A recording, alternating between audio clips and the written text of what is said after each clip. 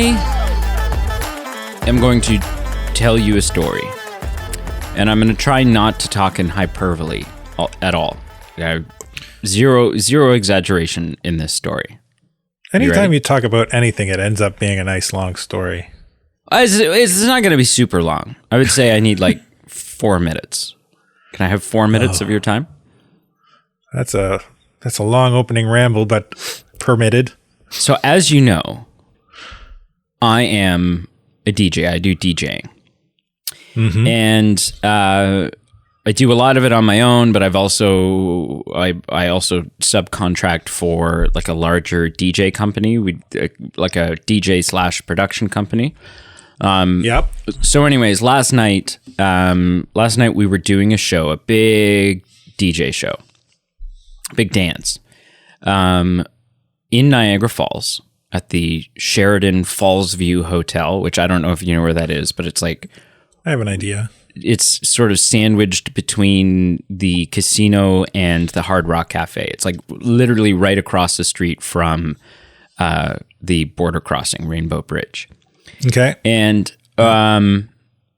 it was a dance, a party for to wrap up sort of a 2-day Ontario student conference thing, right? Student representatives from high schools all over Ontario, including the high school that I went to, and I think you went to. Did you go to the same high school as me? Did you go to JDSS? I did. Yeah. Yeah. See, but now the public knows where we went to high school, and they can but it's a different building now anyways. It doesn't matter. So they were there. Like it was it's a dance. And so we did a dance, inside the event room at the Sheraton Hotel. It's on the 3rd floor. It's big room. I guess you could rent it out to do weddings and stuff, but I would say it's bigger than most, like it's maybe twice the size as the room that you had your reception in at the hotel. Okay. It's a big room, that, they can bring like center dividers across and section off the rooms and stuff. So anyways, so we throw this dance for not just students who are high school students who are young and full of energy, but high school students that have not gotten a chance to unleash their energy in several years and meet as a big group in several years because of COVID. And not just high energy students, but 1,500 of them. This was a big event. Would not want to be a chaperone there. Well, there were no chaperones. Well, I mean, there kind of was, and there kind of wasn't. It was kind of like World War Z a little bit at a little times. Off the hinges. Yeah. There was crowd surfing. And so and so there's this room, and we've piled 1,500 high school students into it. And massive subwoofers. We have 4 subwoofers, each one of them about half the size of a car. And we're not using regular high school dance speakers. We've brought basically from an audio standpoint, we've brought one of our concert packages. And so we've got that all set up and trussing with 24 crazy, like just all the lights that you would want and the haze and the, whatever. And the whole 9 yards. Yeah. On the 3rd floor of this hotel. And something really unnerving happens when you have 1,500 students packed shoulder to shoulder, face to face in a room on the 3rd floor of a hotel. And they're all jumping in unison. If you stood standing still in front of our stage in the center of the room, you realize very quickly that the entire room had about 3 or 4 inches of give. Because the room is actually moving. That's crazy. And at one point I snuck out and I went downstairs, 3 floors down to the lobby. Stuff is vibrating off the desk at the lobby. I went next door to the Hard Rock Cafe. You couldn't hear the music that the Hard Rock was playing. It was just us. And the whole time I'm thinking 2 things. One is some poor bastard is honeymooning in this hotel, right? Like, it's still a hotel, right? Like, there's no way that, like, you know, you can hear us across the border at this point. Very loud, very high energy. People are crowd surfing, and this production company that puts on big events all the time, right? We are sending teams out, whether it's high school dances or weddings or concerts or whatever. Like, we've got stuff going out 6 days a week, and we all, like, looking at the room move, and the stage is like wobbling, like a built-in stage, not like a stage we set up, but like a built into the room stage.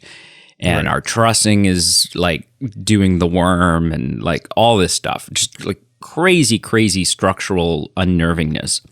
We all looked at each other, and there was sort of this genuine mutual feeling among people who have been doing this way longer than I have. And it was like, we don't entirely know what is going to happen. Like, genuinely, there was at one point, the owner and I were looking at each other, and we're like, this. There is a chance the house could literally come down. Yeah, he looked at me and he's like, so there is a chance that this is it. and the whole time I just thought to myself, I was like, okay, if this floor gives out, because of the way it's the center of the building, blah, blah, blah, if this floor gives out, it won't just be like, okay, now everyone's in the floor below. Like, the building will come down, right? And I thought to myself, if the building comes down, or if the room collapses, I just don't want to survive, because I don't want to be the one telling the story about how I helped throw the party that killed 1,500 students. Students, you know, a select few from every school in Ontario. But no, I was nuts, man. And if I were the Sheridan, I would have been so pissed. Not only just because of the noise, but because, like, think back to high school. Think back to the last high school dance you went to. Oh, it would have been a mess to clean up. And, well, not just a mess, but think about what the gym smelt like by the end of the dance. It's Axe body spray and armpit. And that is what the Sheridan Hotel smell like, you know, and not just like your average Sheridan, but like the Niagara Falls Casino Niagara Sheridan. Like, you know, this is bougie as hell. And yeah, we trashed the place and almost broke it, and like, you know, almost broke the Sheridan. But I am, in a non-exaggerated way, there is to some extent a part of me that is like quite grateful to be talking to you today. But oh my God, man, like, what a blast. Like, that's crazy. Oh, it was nuts. It was nuts. It's the biggest thing like that. Biggest dance for high school students in Ontario. Yeah, nothing comes close to that. You made it. I made it. Now you're on the Movie Men podcast. Yeah, again. I made it long enough to say hello and welcome to the Movie Men podcast. And welcome. That's Carl. And this is Brady over there. Yep. A long ways away. Yep. And we're here to talk about some news. Now that we've talked about my news, and we're going to skip over any news that Carl may have about his life, we're here to talk about movie news. In the grand scheme of things. You know, there's nothing nicer than someone knowing their place. It removes all kind of awkward tension, you know. We got a short one today. We'll learn that one day. Yeah. We've got a short one today. We've only got 5 topics, but juicy topics. Mm-hmm. Are you ready to get into them, sir? Are they juicy like soggy bread, or juicy like a well-cooked steak? You know that gum that for juicy a while fruit? You could for a while there was like that gum that was like Trident Splash or something, and you would like bite into it and there was like gel inside of it that was like this extra juicy flavor boost. Okay. I mean, you don't like gum. You don't chew gum, but no, I don't. For weird reasons that we won't get into now. It's a phobia. You have a gum phobia. We'll just pretty much. Yeah. But, or like a gusher. Kind of like, remember eating gushers? Okay, like a gusher. Yeah, it's kind of like a gusher, right? Like, Okay. Yeah. So, okay, here we go. Okay, so as we know, as has been public for quite a while, there is another Captain America movie coming. Not starring or focused around, I'm not going to say not including because we really don't know, but not starring or focused around Chris Evans, but instead our Sam Wilson character, Falcon, who is now... Well, he is Captain America. Or Captain Falcon, or... Oh, Captain America. He's Captain America. Yeah. I think Captain Falcon's a cooler He has name, taken on the mantle as of the end of Falcon and Winter Soldier. Can I say that his Falcon. outfit at the end of Falcon and Winter Soldier, it's like with the wings and the vibranium suit and everything, it is a cooler outfit than Steve Rogers ever had. It's pretty badass. I like the Civil War one, the one that was like all kind of dark blues. I did like that one. Black. And also, that one was cool. Even the first Avenger one was cool because it had that real like World War II feel to it, but was still like a superhero outfit. With the leather jacket. And the leather jacket and like the sort of the leather straps on the helmet. And, So anyways, so we're talking about that. We've also been talking for a little while now about the whole Thunderbolt Ross situation. Obviously, the actor who portrayed him unfortunately passed away, and he has officially been recast now with Harrison Ford, something I'm excited about. You were lukewarm. I'd say a little warmer than lukewarm, but not, I don't think it's, I'm not opposed to it, but I'm not going... You're not jumping for joy. Shoot it down right away, but I'm not jumping up for joy. Yeah. There's probably better choices out there. So reports are now saying that in Fantastic Four, in Captain America 4, that's a whole different story. In Captain America 4, our antagonist, the person that Cap, if we can call him that, is going to be facing off against is Thunderbolt Ross, Thaddeus Thunderbolt Ross. Now, for the uninitiated, they may listen to that and say, you're going to have Captain America with a vibranium shield and badass wings and a sassy attitude go up against an old man with a mustache and a cigar. Okay, listen. If you do a little bit of comic deep diving, and you don't even need to dive that deep, but like deeper than deeper than like surface. Yeah, but deeper than like surface level. Yeah. You know. You're going Red Hulk, and that's pretty, he's been Red Hulk for a long while now. Thunderbolt Ross does have an alter ego, which is the Red Hulk. And so that's the only, listen, that if we're talking physical hand-to-hand combat, if we're talking a physical altercation, that is the only way that can happen. Without getting into some, like, I mean, he could have like some. I think you swing too far in the other direction. Well, he could have like some exoskeleton mech suit thing. There's no way. Still, there's no way he can take on the Hulk. Yeah, no, I don't know.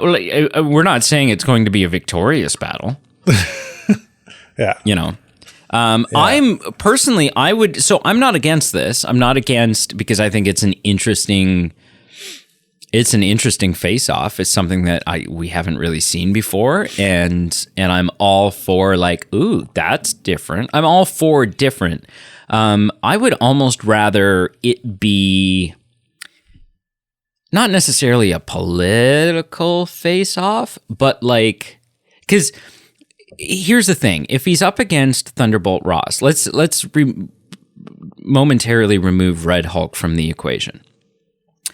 And maybe this is like a legislative face-off, right? Because you still need physical combat, and that's fine because he's General Ross and like Secretary Ross now and whatever else. Like, he's got men that he can throw at Captain America. That's not an issue. You can still have your brawling fist-to-fist combat. But I think I'd be more interested, instead of having him face off against Red Hulk, almost more like a battle of the wits. I'm thinking in the vein of like Batman and the Riddler. Well, yeah, we talked about this briefly before that we started the show. We ran down what the news was, and when you mentioned it, the first thought was like, are they doing Red Hulk already? Like, and that doesn't make sense, and that would be like, there's no way Sam could defeat the Red Hulk in combat, or I don't think there's, or like he's even the Red Hulk as the Red Hulk, he still has his intelligence. So there's no way, I don't think he could out strategize him. Like he's seen too much combat. He's a general.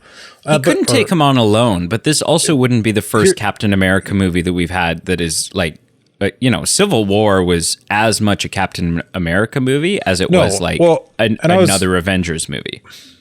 Before you interrupted me, I was about to say that I kind of think you're right. And that's where my mind was kind of going, thinking about it leading into all this, was that, yeah, I think that's where I would put my hedge my bets, is that this is going to be more of like Sokovia Accords 2.0. Because if I'm not mistaken, because of the blip, the Sokovia Accords were annexed. Yeah, but I think it's still, at least for Thunderbolt Ross, it's still a hot topic. Absolutely. And that's why I'm saying I think that is where they would go with this storyline, is that this would be just Thunderbolt Ross. He's not the Red Hulk yet. He's playing politics and strong arming and trying to get like with the I can't remember his name. Bad Captain America. U.S. the agent. Patriot. Yeah. Sorry. Wait, U.S. agent. Yeah. That's what he's going to go by, or in the comics he goes by. Yeah. Like utilizing that, and maybe kind of we start to see the start of the team up of the Thunderbolts. Quite possibly. Yeah. I'm not sure which one is, I'm not sure which one's supposed to come out first, but I would wager that it would be Captain America 4, because that was announced like 2 years ago now, almost. Yeah, I don't know. But that would make sense to me. That would be a really good build in to the Thunderbolts. Yeah. And maybe somewhere near the end, or a post-credit scene, Thunderbolt Ross takes the serum, but we don't see him turn. And then we get a big turn reveal in a Hulk film or a Thunderbolts film. Because, like, even from a manpower standpoint for the good guys in this film, like, do you think there's the slightest chance that in Captain America 4 we're not going to have Bucky? Of course we are. But yeah, right? The two of them are like, that'd be cool. I mean, you get the white. What is he now? White Wolf? Because he's no longer the Winter Soldier. Do they call him the White Wolf? Well, that's what sort of the Wakanda name they gave him. Well, yeah, but I feel like that's what he'll go by. And he's gone by that in the comics a couple times. But I think he's just going to go by Bucky for now. Maybe, yeah. But no, I'm. Listen, like I said, I'm all for different. And yeah, I mean, this is something that excites me. I do like the thing that I like about the idea of the Hulk. The Red Hulk thing, and how it could tie into like some interesting things they could do in a Captain America movie, is that they, like in the MCU, and this is something that some people didn't like because they felt like it was too big of a deviation. I thought it was a really fun sort of connective tissue that they did. In the lore of the MCU, the Hulk, Bruce's accident, yes, involved gamma radiation, but it was effectively a failed attempt at recreating Steve Rogers. In the MCU canon, yeah. Yeah. So there's something fun about that we're still, that if Thunderbolt Ross becomes the Red Hulk, we're still in that super soldier, and it's sort of world. Not just the Hulk, right? Like Abomination is the same thing. Yeah. No, I really like that. I really like that they did that. And I know some people don't. But anyway, so moving on. If you think back to the 2000s era of comedies. Are there any that stand out for you? Like you're asking me what my favorite comedies are? Sure, of like the 2000s. Yeah. Of the 2000s? Man, I'd have to look at a list, I think, to not mix up the years. But I'm sure there's a few. I'm sure you're going to tell me one. Yeah, so we've got things like Tropic Thunder, Right. Superbad, Hangover, Pineapple Express, Hot Chick, Hot Fuzz, Shaun of the Dead, right? Those kinds of white Classics. chicks. Yeah. Is White Chicks, is that, I feel like maybe that movie hasn't aged well. I don't know. The Wayans brothers? Yeah. I don't know. I'd have to go back and rewatch it. Anyways, one of the films for sure on that list, any discussion talking about comedies of the 2000s is the film Dodgeball, a true underdog story. Yeah. Ben Stiller, Christine Taylor, Vince Vaughn, the late, great Rip Torn in one of his best roles ever, I think. Who else do we have? Justin Long, Alan Tudyk as Steve the Pirate. Yeah. I think that's when I fell in love with Alan Tudyk's Tudyk's great. He's probably one of my favorite actors. Yeah, Gary Cole, Missy Pyle, Jason Bateman is in it. Chuck Norris shows up. William Shatner, like star-studded. It's fairly star-studded, and it's been a hot second. This film came out in 2004, so it's been 18 years. Wow, and almost 19 years, and it sounds like Dodgeball 2 is all set and ready to go. Let's do it. Let's make it. Except for one issue. And that is that Ben Stiller, one of the stars of the film, he plays our antagonist, White Goodman, is dragging his feet. He doesn't want to do it. Now, I'm all for Dodgeball 2. Dodgeball 1 was such a gem. If you can dodge a wrench, you can dodge a ball. Great. Like, that's hilarious. I don't blame Ben Stiller, though, for not wanting to do this. Because Ben Stiller recently, in the last 5 years, revisited another one of his comedy franchises. A golden gem, a classic comedy film that he was the star of. And he came back and made a sequel to it many years later. And it wasn't so good. It didn't do so good. It performed very poorly, and pretty much nobody liked Zoolander 2. So it makes sense to me that he would have cold feet about the idea of going back and trying this again. But what are your thoughts? Why do you think Ben Stiller doesn't want to do this? And if he is willing to do this, are you open to and wanting a Dodgeball 2? Man, so as you're telling me this, my initial thoughts go to something I just watched recently. There's a YouTube video channel called Fact Fiend, and I really like watching this guy's videos. He's like a fountain of knowledge of useless and nerdy facts. But that anyway, sounds right up your alley. Yeah, they put out a video recently about Dodgeball and how the movie's ending isn't the way it's supposed to be. It wasn't the original ending that the director, writer, and also Ben Stiller, who was on board with the original ending, there wasn't the ending that they wanted but the studio heads and initial screening audiences weren't fans of the ending, so they went back and they did some reshoots and they changed it to what we know and love. But the original ending was supposed to be right at the end of the movie.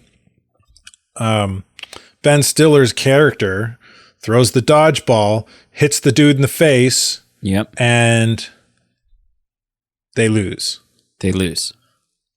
But they end up finding out he had his foot over the line, foul, the underdogs win. Mm-hmm. Yay.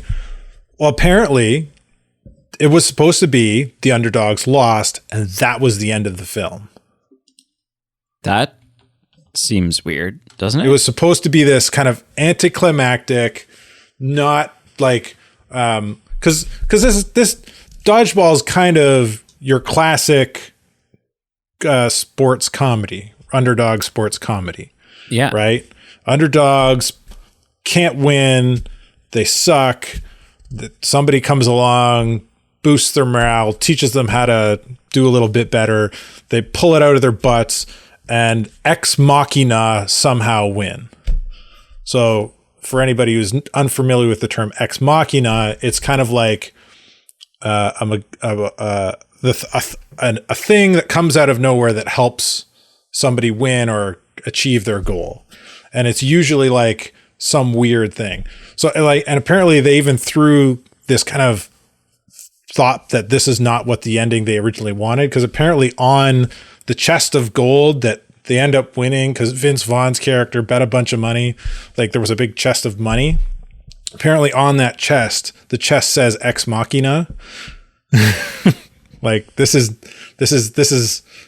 a thing that just we were told to do so that the story works the way everyone wants it to work. Right. Anyway, as far as the second one, I think maybe that's why Ben Stiller, if that's the case, then if that story is as true as that guy made it sound, then, and maybe that's why Ben Stiller's not interested. You think he's a little salty? He's a little salty. He's like, nah, man, like I tried to make the film I wanted to make. People didn't want it. We had to change it. And it turned out to be a good movie and popular, but you know, I don't really want to revisit it. Yeah, maybe. I mean, yeah, it's hard to say. Now, it's always hard to say. Do I want to see a sequel? I don't think so. No, you don't want like Alan Tudyk in a pirate costume? No, I think a lot of comedies, like straight up comedies, especially comedies from the 90s and the early 2000s, they're not written to be kind of like this kind of lineage sequel, make another movie, right? They're like they're an encompassed story from beginning to end, and at the end, yeah, everything's wrapped up and happy. Everyone's happy, or everyone, you know, like so. Like, I don't see a need for it. I would much rather see a new original Ben Stiller comedy. Sure, give me something new from Ben Stiller instead of something a sequel. Okay, yeah, fair enough. I mean, yeah, I'm a sucker for content, and so I'll take just about anything. But I can't argue with. I can't argue against any of your. Yeah, like don't get me wrong. There. If they make it, I'll watch it. I think I would have some hesitancy into the content of it being good, just because of what I said previously. But yeah, you know, like I feel like you really got to kind of force a narrative into to draw out a storyline that's already closed and encompassed and it's finished. Yeah, cool. All right, so moving on. As we all know, Disney has been in the business of remaking their animated films into live action adaptations. Yeah. One of the ones results. We have, yeah. I mean, so which ones have you? I liked Aladdin. I thought Aladdin was all right. For the most part, I enjoyed Beauty and the Beast. Yeah, again, all right. I thought the Beast looked a little weird, but Lion King was fun, but had some big issues. Yeah. I haven't seen the new Pinocchio yet, but apparently it's trash. Apparently it's horrendous. Yeah. Apparently it's really awful. So, And there's several coming up. Like we've got a Snow White and the Seven Dwarfs movie coming. We've got Little Mermaid comes out pretty shortly. Oh yeah, they're pretty much just remaking everything. It's only a matter of time before we get a live action Toy Story. No, yeah. See, but that's Pixar, and I don't know. You know it's coming. You can't. I don't know. We're talking about Disney, the money hungry machine. It's coming. I'd be interested in seeing that, but I would have my guard up for sure. So anyways, one of the films in the docket is a live action Hercules, which, I mean, Hercules is one of those, we've gotten so many, not the Disney version of it, but we've gotten many live action Hercules over the years. Because Hercules, the legend of Hercules is just one of those like, what's the word? Common domain. It's one of those common domain stories, right? Yeah, like anyone can make one. And so we have a Hercules movie coming, and it is going to be produced by the Russo brothers, not directed by, but produced by.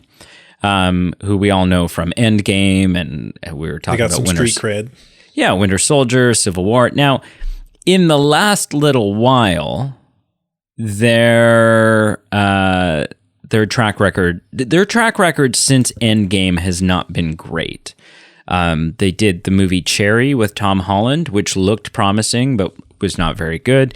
They just did the movie The Gray Man with Ryan Gosling and Chris Evans, Billy Bob Thornton. That was also kind of a dud, at least in my opinion. So they've been struggling. They've been struggling a little bit. And a report has come out, and it's important to take many aspects of this report with a grain of salt. A report has come out that their live action Hercules movie is going to be a musical, which makes sense because the original has many musical numbers in it. Yeah, if you're going to follow step with the Disney original, with Disney makes sense. That's what I would want it to be, because that helps make it feel like Disney. I want to hear that Michael Bolton track on repeat. But that it is going to be TikTok inspired. Now, yeah, I've heard this. What does that mean? Yeah, and that's, listen, I think what the hell does that even mean? But here's the thing. That you have just asked the most important question and also pointed out the most important detail, which is that so many people have seen this and they're jumping online and they're like, well, this is the stupidest thing I've ever heard, and this is a horrible idea, and it's blah, blah, blah. And I'm like, okay, wait, but what is the stupidest thing you've ever heard? And what is a horrible idea? Because we don't know what it is that they're saying, right? It could mean any number of things. It could mean that instead of doing full-length songs, they're going to keep them like short little snippet songs, kind of like what TikToks are. It could mean literally, it could mean 1,000 different things.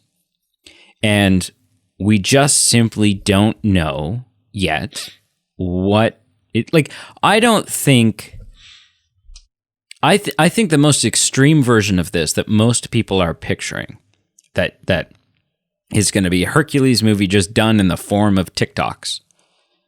Yeah. I don't know how that works as a movie. No, and it's such it's like, I'm scratching my head at the people who are running with that notion and complaining about it, because the Russo brothers may have a poor track record lately, but they're not idiots. And there's no way that anybody is signing off on that film.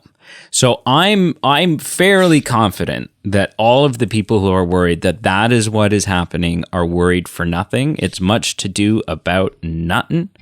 So we don't know. We don't know what it means. It's certainly something to keep an eye out for. It's something that, it's a question that we want to have answered, and we're curious what this is going to look like. I'm not worried yet because, like I said, I wouldn't know what to be worried about.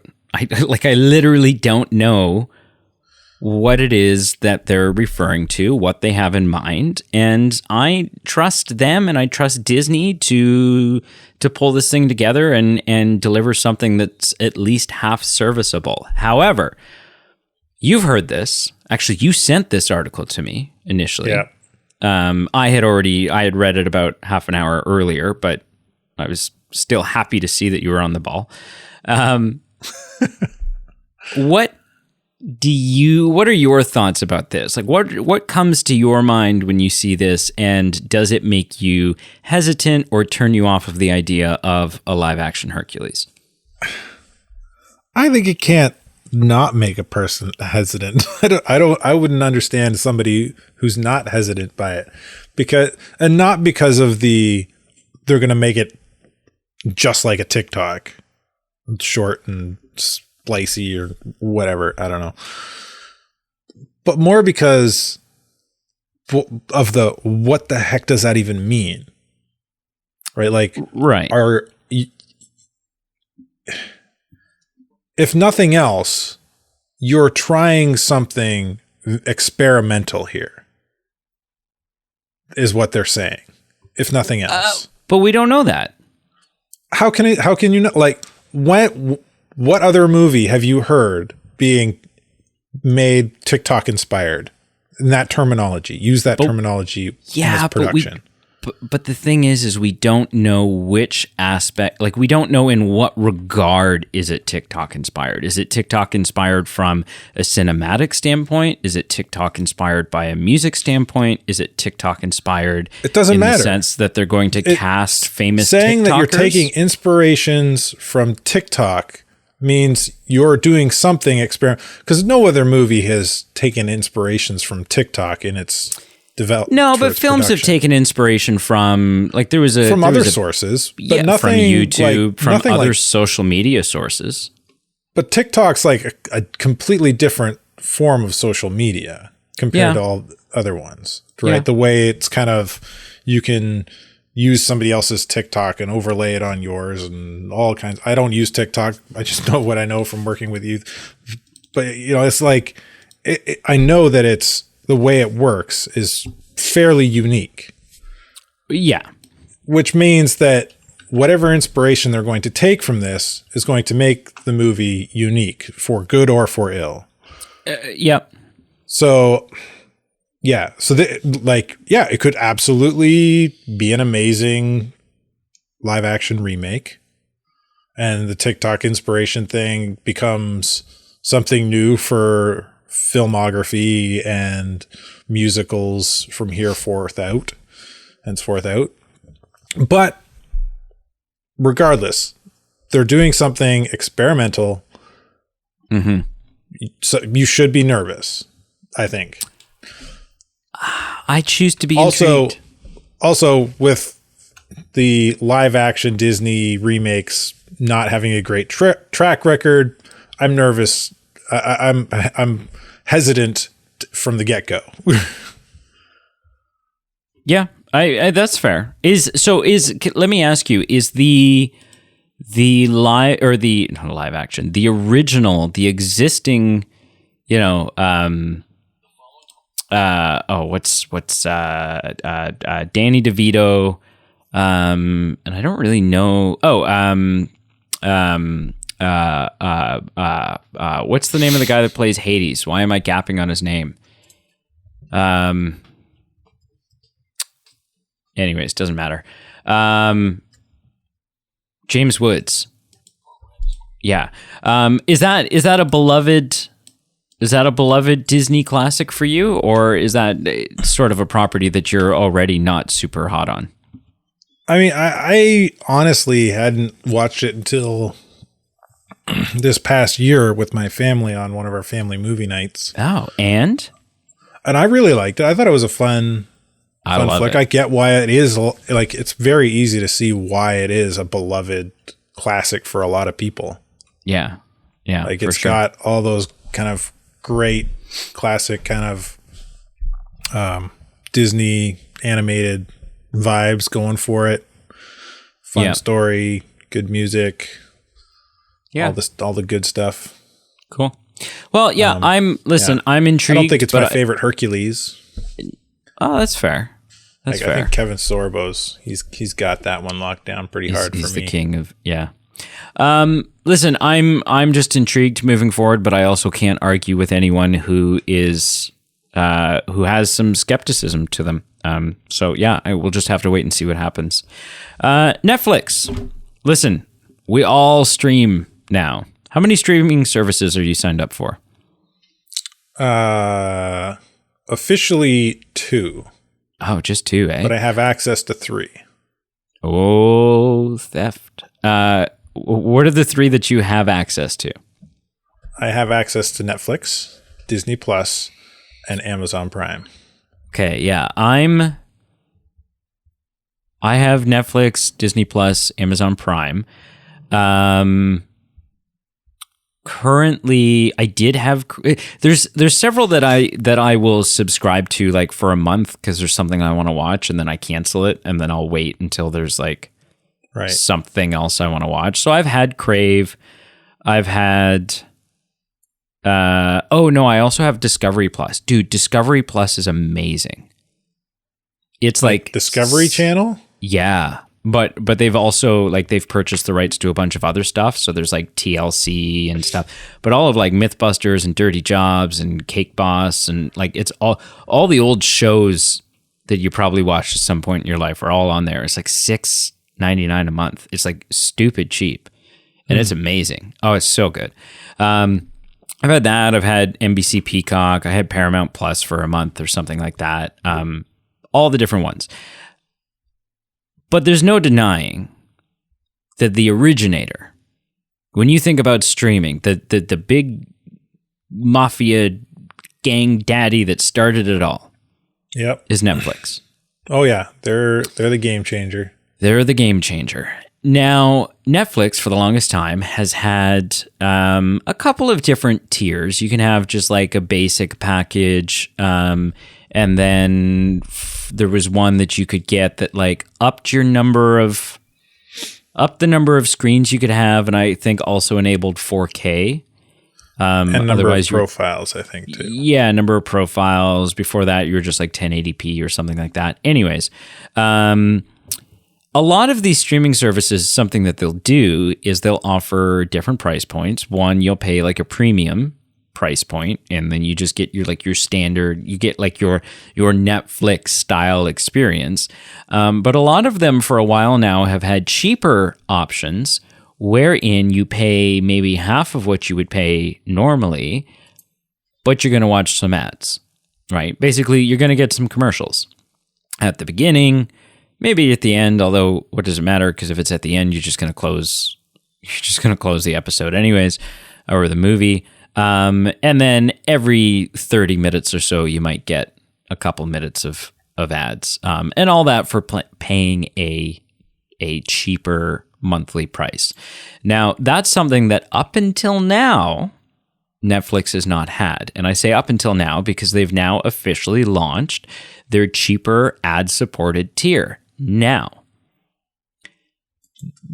for the average person who maybe doesn't mind ads, they see ads as a chance to get up and top up their water, run to the washroom, maybe spending, because Netflix has gotten expensive. Netflix is one of the more expensive ones now. And so maybe they keep up in their price. Maybe paying half the price and suffering through some ads might sound worth it to you.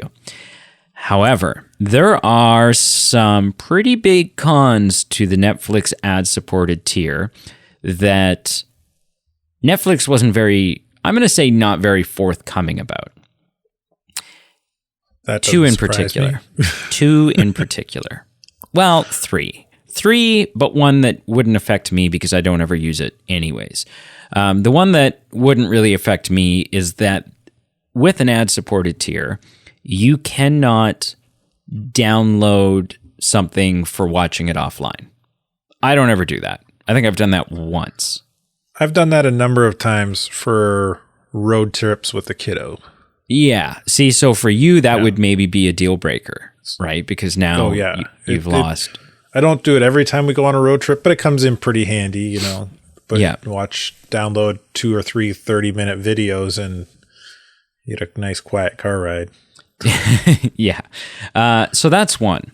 Number 2 is that there are a number of shows and a number of movies that aren't included. So if you get the ad-supported so you don't get their tier, full library. You're not getting access to the full Netflix library. Yeah, and it sucks enough that if you're using the Canadian Netflix on top of that. Yeah, so those are 2. But the one that I think is not only the biggest sticking point for me, the thing that makes it not even considerable, and not only sounds annoying and would bother me and is a deal breaker, but in 2022 is so draconian, so archaic, so like, what are you even thinking, Netflix? Is that on the ad-supported tier, your resolution maxes out at 720p. What? You cannot even stream in 1080. Man. The 4K thing, you know what? That's I get archaic. that. The 4K thing, I get that, because you know what? If you don't have a 4K screen, or you're watching it on a laptop, or you're watching it on a phone, or whatever, unless you have the right TV for it, the difference between 1080p and 4K a lot of the time can be pretty negligible. Yeah, it's the human not a big eye deal. can barely notice it. Yeah.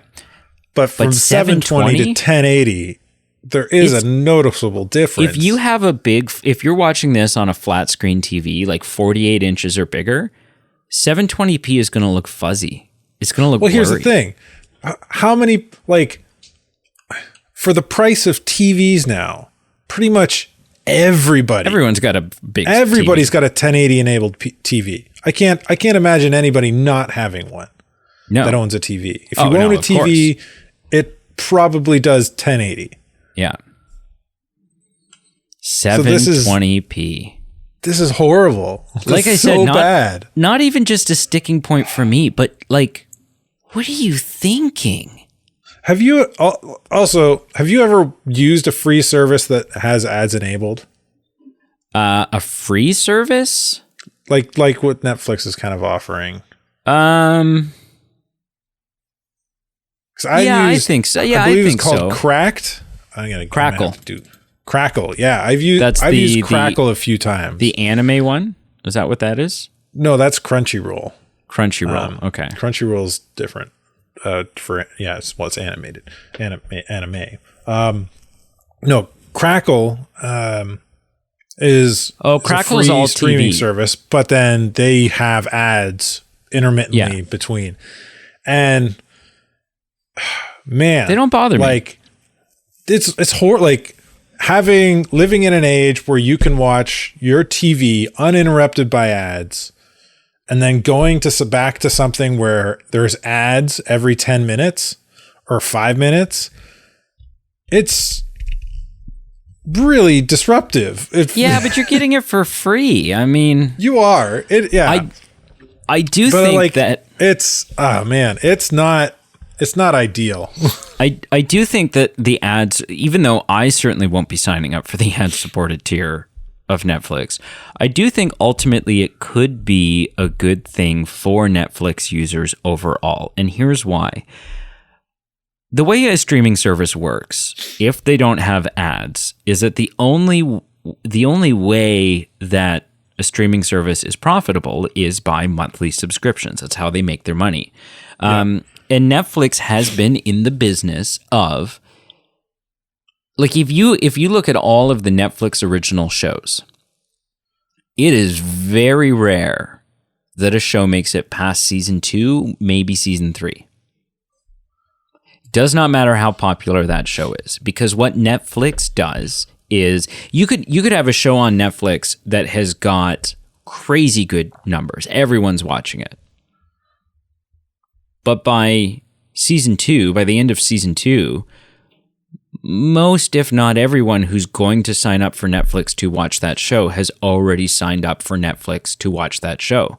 And so that show, although everyone is watching it, isn't making Netflix any money anymore. It doesn't matter if everyone's watching it or one person's watching it. And so they just cancel them. Yeah. There's been several. Well, Stranger Things is an anomaly, but you end up with the Stranger Things kind of thing where people do what you already alluded to doing with some streaming service. They'll pay for 1 month and then cancel. Yeah.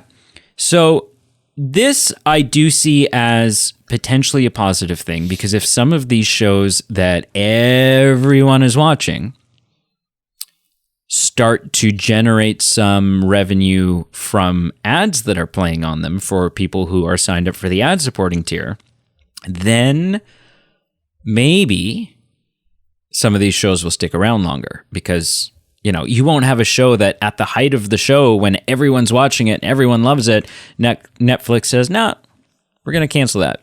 We're done."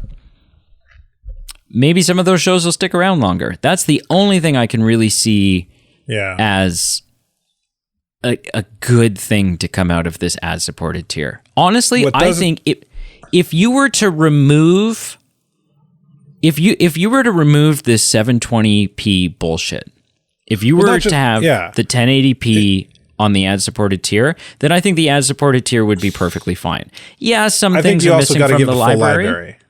Yeah, but you know what? You get what you pay for. You get what you pay for. But here's the thing. The more ads people watch, the more money they make also. If you limit the content, then there's less for them to watch, which is less money in your pocket. Yeah, but then they pay for a bigger subscription and then they get that content, right? So it effectively it'd be the same as one. I get it, because it's like saying, well, I pay for cables, so I should have every channel. Well, no. There are different cable packages, right? If you want more, you're gonna pay more. But anyways, no, I can't fathom this 720p stuff. Yeah, that's ridiculous. It doesn't make any sense. The smaller library doesn't make sense to me either. Yeah, I think that's fair. Silly. Moving on to our final topic. A series that was reviewed on this channel by Pete and I was the Harry Potter franchise. Pete and I have also, as they come out, have been reviewing the Fantastic Beasts franchise. Basically, we've just been monopolizing on the Wizarding world. And I haven't minded the Fantastic Beasts movies. I quite like the first one. The second one, The third one, I think I liked a little better than the second one. It's been a solid franchise. It's been interesting. I've enjoyed it. But they have not been doing well financially. For the most part, the general audience is not getting super psyched about the Fantastic Beasts movies. And it looks like Warner Brothers is now at a point where they're like, okay, we're not ready to give up on the Wizarding world. This is far too valuable of an IP for us to walk away from. And I agree. You have the potential to print money, essentially, with this world. You just need to utilize it properly. Well, it looks like they're no longer setting their sights on making Fantastic Beasts movies. I almost said Fantastic Four again. God, I just want that movie. However, they are turning their sights back onto the Harry Potter world, specifically the Harry Potter story. Now, I have a couple of thoughts about this. Thought number one, this is a sticky thing. I think it's the right thing for them to do, and I would love to see more films in the Harry Potter story, right? Now that they're in their late 30s, early 40s, I think there's some really interesting stories to tell there, for sure. But there's a couple of issues. Issue number one is a Harry Potter film is going to be a very, very, very expensive film to make. The reason being is because although the fan community, This is the issue with the fan community. You can recast any character because the movie, the character does not serve the actor. The movie's not about the actor. The actor is there to serve the character. The character is there to serve the story. So, Agreed. Although it is sometimes jarring to see a character recast, they do it all the time and it works just fine. I'm telling you right now, the fan community will not accept Harry Potter being played by anyone other than Daniel Radcliffe. Well, not even Harry Potter. The main three. The main three. If you're gonna have the main three protagonists, they got to be the same actors from the fan community. So then this is what happens. I'm not a big fan of Harry Potter. I haven't read the books. I've only ever seen the movies once. They were good. I'm not. I think we watched them together. Crazy about them. We may have seen one or two together, but yeah. But coming from other fandom like Marvel and Star Wars, I could completely understand a Harry Potter fan saying, you got to have all the same actors. You got to bring them all back. So here's the issue. Warner Brothers says, all right, we're going to make another Harry Potter film. And Daniel Radcliffe's agent, being a good agent, is well aware. Him being now technically, I would say, an A-lister. Well, it doesn't matter. It wouldn't even matter if he was. Wouldn't matter. The good agent goes, oh, so you want to make this movie and your movie depends on Daniel Radcliffe coming back to play Harry Potter. Okay, here's our price. And it's high. It's high because we can make it high. And if you want this movie to work, you're going to have to pay that price. This is going to be a very, very expensive film to make. Because it's not just Daniel Radcliffe's agent that's going to do that. Emma Watson's is going to do that. Rupert Grint's is going to do that. Because, and of the students, that's probably the only, because you can make a Harry Potter film without Neville Longbottom. You can make a Harry Potter film without Seamus Finnegan, right? You don't need the other kids in it. Yeah, you could even recast those people and people would be a little less...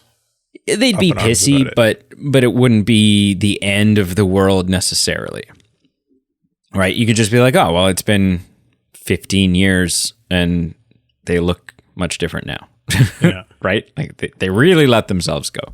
But yeah, this would be a really expensive film. The other thing is that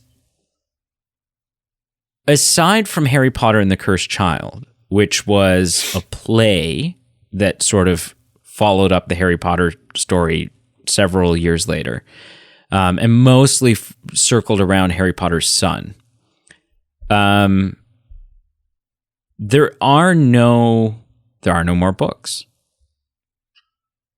And so now there's no more content to draw from. You're potentially entering into the category, into the realm of just writing screenplays based on whatever you want to write them about. You're doing what Game of Thrones did for their last season. Yes. Now, I have a theory. And my theory is that because J.K. Rowling would need to be, even if she hasn't written a book for it, she would need to be, like, she will oversee it, right? She still needs to, there's still her characters, it's still her property. You can't just do whatever you want with these characters and not have her give the A-OK for it. So from a creative standpoint, that's reassuring. Does she have the film rights to do that, though? Oh, yeah. Because nothing happened on these films without her signing off on it. Right. Yeah. She's retained the rights. She's contractually, they're contractually obligated to bring her on board. Yeah. Yeah. They can't do anything without her saying because I was about to kind of go back like, well, they did it with Star Wars. You know, George Lucas sold Star Wars, but with the caveat, he was willing to help out. Yeah. As a voice of I Know the World. So Daniel Radcliffe, they never brought him on, but Daniel Radcliffe has blue eyes. In the book, it's an important character detail and a plot point that Harry has green eyes. Daniel Radcliffe doesn't have blue eyes, or doesn't have green eyes, and Daniel was the perfect kid. That was the kid they wanted. And when they did a test, it turns out that Daniel Radcliffe is quite allergic to the contacts that they put in his eyes to try to. So they needed to get J.K. Rowling's approval just for Harry's eye color to be different than what it was in the books. Oh yeah, she's got final say on everything. But here's my theory. I think it would be important. Like, regardless, I think it would be important to bring her on. Here's my theory. I think that not only will she write another book or maybe trilogy of books and say, okay, you can make more Harry Potter films, but you're going to have, like, I'm going to write these books and you're going to have to adapt the stories that I'm writing. Not only do I think that's what's going to happen, I think she's already working on it. I think she has probably been for a little bit now. I think there's already at least a trilogy of Harry Potter books in the works. Yeah. Anyways, Carl, you hear this. And what are your thoughts on, you've said you're not a huge Harry Potter fan, but you've watched them and you enjoyed them. They were fun. They were good. Does the world want more Harry Potter? That's pretty much rhetorical because it's a massive fan base, and of course they want more Harry Potter. But would it work? Is it an interesting story? If they were going to do it, would you want to follow Harry, Ron, and Hermione in the years now when they're older and they have kids and they've got big grown up, real human people jobs? I would be interested in probably seeing more, even as a kind of like a casual enjoyer of the franchise. You obviously, from what you're saying, J.K. Rowling has to be brought in. I think you do a great disservice to the product and you're a detriment to your film if you didn't. I'm a big advocate of that's why the Disney trilogy of Star Wars fell flat on its face, is because they didn't bring George Lucas in as an advisor for the films. He had written treatments and they threw them out. They were like, oh, okay, thanks, George. Which, fine, okay, throw them out, but still keep him around. Like, bring him in as an advisor. Be like, we're thinking about doing this with Luke. What do you think? Yeah, George said that it reached the point where he didn't want to, where it was kind of like he kind of had to treat it like a divorce, where he just I've heard different stuff. I've heard different things. This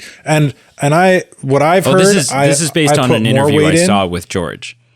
I put more weight in what I've heard because if that's what he said, is probably because of the way Disney treated him. Quite possibly, yeah. Because from my understanding, from what I've seen with him in interviews and stuff, he wanted to be a part of the universe still as an advisor. And he didn't want to direct and write stuff, but he still wanted to be around to be like, hey, what do you need to know about this character?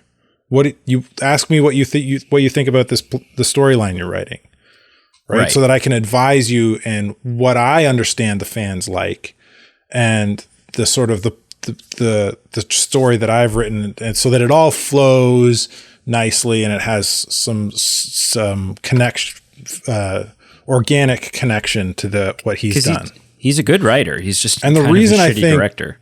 The reason I think that what I do is because Dave Filoni, with everything he's worked on, has had George Lucas around on his sets some context as an advisor. Give the people context. Tell them who Dave Filoni is. Oh, Dave Filoni's the guy who's making Star Wars work right now. Okay, give them more than that. Dave Filoni was the director, writer, I think producer as well for Mandalorian, the Clone Wars animated, Rebels animated, The Bad Batch. He was beside George's side for a long time with George Lucas. Like, him and George Lucas are pretty tight. But he's been working on Star Wars material for a long time. But and you can see the the vast difference in quality of story between what he's done because he's had George Lucas as an advisor on his work and what Disney has done without George Lucas. There's a huge difference in quality of story. So they would, whether they need to bring J.K. Rowling, bring this back to Harry Potter, whether they need to bring her on to help with this film or not, it's in their best interest too. Yeah. Yeah, no, absolutely. She should be writing these stories. Yeah, absolutely. It's her world. Nobody knows it better.